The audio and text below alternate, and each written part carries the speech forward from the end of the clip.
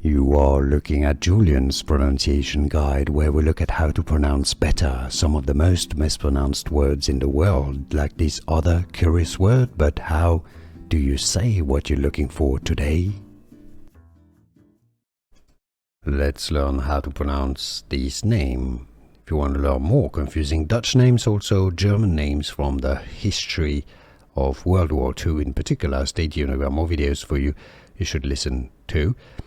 A Dutch name, he was from Dutch, who helped Anne Frank. Johannes, not Johannes, Johannes, the J is like a Y, Johannes Kleiman, Johannes Kleiman.